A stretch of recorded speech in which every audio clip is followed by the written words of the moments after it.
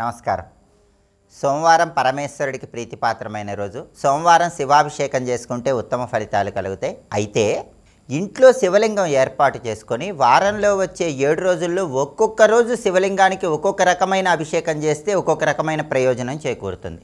వారంలో వచ్చే 7 రోజుల్లో కూడా ప్రత్యేకమైనటువంటి ద్రవ్యాలతో శివాభిషేకం చేయటం ద్వారా సమస్త శుభాలను సిద్ధింపజేసుకోవచ్చు. వారంలో వచ్చే 7 రోజుల్లో మొట్టమొదటి రోజు ఆదివారం.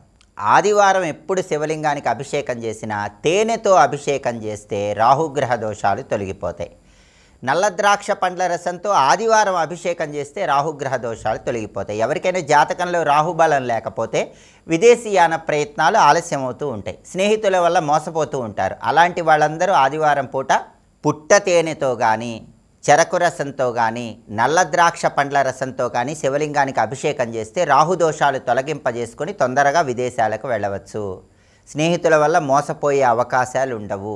అలాగే సోమవారం శివాభిషేకం చేసుకునేటప్పుడు సోమవారానికి అధిపతి చంద్రుడు కాబట్టి తెలుపు రంగు ద్రవ్యాలతో అభిషేకం చేసిన, చంద్రుడికి ఇష్టమైన ద్రవ్యాలతో అభిషేకం చేసిన ఉత్తమ ఫలితాలు కలుగుతాయి. కాబట్టి సోమవారం ప్రధానంగా ఆవు పాలతో అభిషేకం చేయండి, సర్వసౌఖ్యాలు కలుగుతాయి. ఆవు పెరుగుతో అభిషేకం చేస్తూ బాలాంబికేశ వైద్యేశ భవరోగ హరేతిచ నామాలు చదువుకోండి, ఆరోగ్యం కలుగుతుంది. చంద్రుడి కొబ్బరి నీళ్ళు అంటే కూడా ఇష్టం కాబట్టి సోమవారానికి అధిపతి చంద్రుడు కాబట్టి సోమవారం శివుడికి కొబ్బరి నీళ్లతో అభిషేకం చేయండి, సమస్త సంపదలు చేకూరుతాయి, విశేషమైన ధనలాభం కలుగుతుంది. వెన్నతో సోమవారం శివాభిషేకం చేస్తే మనోవికాసం కలుగుతుంది. కాబట్టి ఆవు పాలతో కానీ ఆవు పెరుగుతో కానీ కొబ్బరి నీళ్లతో కానీ వెన్నతో కానీ సోమవారం శివాభిషేకం చేస్తే ఉత్తమ ఫలితాలు కలుగుతాయి. పంచదార కలిపిన జలాలతో అభిషేకం చేసిన సమస్త దుఃఖాలు తొలగిపోతాయి. అలాగే మంగళవారం రోజు శివాభిషేకం చేసేటప్పుడు పుష్ప జలాలతో అభిషేకం చేస్తే భూలాభం గృహలాభం తొందరగా చేకూరుతుంది. మంగళవారానికి అధిపతి కుజుడు భూలాభము గృహలాభం కలిగింపజేసే గ్రహం కాబట్టి మంగళవారం రోజు శివుడికి ఎలా అభిషేకం చేయాలంటే కొన్ని పుష్పాలు నీళ్ళల్లో కలిపి ఆ పుష్ప జలాలతో శివుడికి మంగళవారం అభిషేకం చేస్తూ ఉంటే తొందరగా భూములు కానీ గృహాలు కానీ అపార్ట్మెంట్లు కానీ కొనడానికి అవకాశం ఉంటుంది. అలాగే మంగళవారం రోజు ఖర్జూర పండ్ల రసంతో శివాభిషేకం చేస్తే శత్రుబాధలు తొలగిపోతాయి.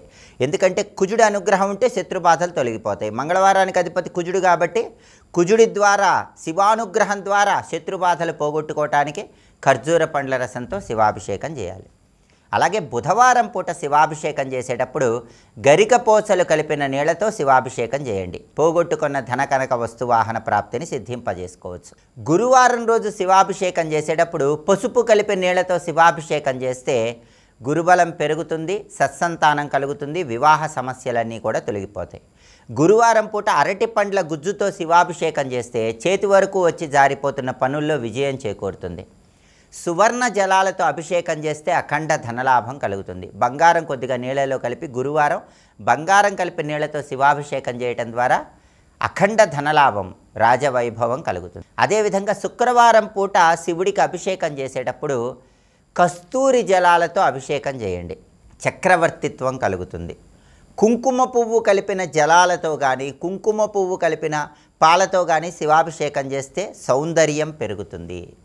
ఎందుకంటే కస్తూరి కుంకుమ పువ్వు శుక్రుడికి ఇష్టం కాబట్టి శుక్రవారం పూట వీటిని కలిపి శివాభిషేకం చేస్తే దాని ద్వారా ఈ ప్రయోజనాలు చేకూరుతాయి. అలాగే శనివారం రోజు నల్ల నువ్వులు కలిపిన నీళ్లతో కానీ నల్ల నువ్వులు కలిపిన పాలతో కానీ శివాభిషేకం చేస్తే శని దోషాలన్నీ తొలగిపోయి శివానుగ్రహం కలుగుతుంది. అలాగే శనివారం రోజు ఎవరైనా సరే నేరేడు పండ్ల రసంతో శివాభిషేకం చేస్తే మోక్ష ప్రాప్తిని సిద్ధింపజేసుకోవచ్చు. ఇలా వారంలో వచ్చే 7 రోజుల్లో ఒక్కొక్క రోజు శివుడికి ఒక్కొక్క రకమైన ద్రవ్యంతో అభిషేకం చేయటం ద్వారా ఒక్కొక్క రకమైన ప్రయోజనాన్ని తొందరగా అందిపుచ్చుకోవచ్చు. సహజంగా శివుడికి ఇష్టమైన సోమవారం ఏ ద్రవ్యంతో అయినా అభిషేకం చేసి శివానుగ్రహం పొందవచ్చు. అయితే వారంలో వచ్చే 7 రోజుల్లో ఆ వారాధిపతిని బట్టి ప్రత్యేకమైన ద్రవ్యాలతో అభిషేకం చేయటం ద్వారా ప్రత్యేకమైన ప్రయోజనాలు తొందరగా సిద్ధింపజేసుకోవచ్చు. అయితే శివుడికి ఎప్పుడైనా సరే జలంతో అభిషేకం చేస్తే మాత్రం రాగి పాత్రలో ఉన్న జలంతో అభిషేకం చేయండి. ఇత్తడి పాత్రలు, ప్లాస్టిక్ పాత్రలు ఇలాంటి వాటిలో పోసే నీళ్లతో శివుడికి అభిషేకం చేయవద్దు. రాగి పాత్రలో ఉన్నటువంటి జలాలతో శివుడికి అభిషేకం చేయాలి. అయితే పాలతో అభిషేకం చేసేటప్పుడు మాత్రం ఈ నియమం అనేది వర్తించదు. ఇలా శివాభిషేకంలో ప్రత్యేకమైన విధి విధానాలు పాటించండి. అదేవిధంగా సోమవారం సందర్భంగా ఒక శక్తివంతమైన శివమంత్రం చదువుకుంటూ అభిషేకం చేయటం ద్వారా శివానుగ్రహం కలిగి మనోభీష్టాలు తొందరగా నెరవేర్చుకోవచ్చు. ఆ ప్రత్యేకమైన శివమంత్రం ఏంటో ఇప్పుడు మనం చూద్దాం. ఓం ఓం నమః సీం శివాయ, ఇది మంత్రం. ఇది తొందరగా శివానుగ్రహాన్ని కలిగింపజేసే మంత్రం. ప్రత్యేకమైన ద్రవ్యాలతో వారాన్ని బట్టి శివుడికి అభిషేకం చేసేటప్పుడు జపించుకోవాల్సిన మంత్రం. కాబట్టి వారంలో వచ్చే 7 రోజుల్లో ఒక్కొక్క రోజు శివలింగానికి ఒక్కొక్క రకమైనటువంటి ప్రత్యేకమైన ద్రవ్యాలతో అభిషేకం చేస్తున్నప్పుడు మన మనోభీష్టాలు తొందరగా నెరవేర్చుకోవటానికి ఏ మంత్రాన్ని జపించుకోవాలో ఇంకొకసారి చూద్దామా మరి. ఓం ఓం నమః సీం శివాయ మంత్రజపం చేస్తూ శివుడికి అభిషేకం చేయండి. శివానుగ్రహానికి సులభంగా పాత్రలు కండి. స్వస్తి.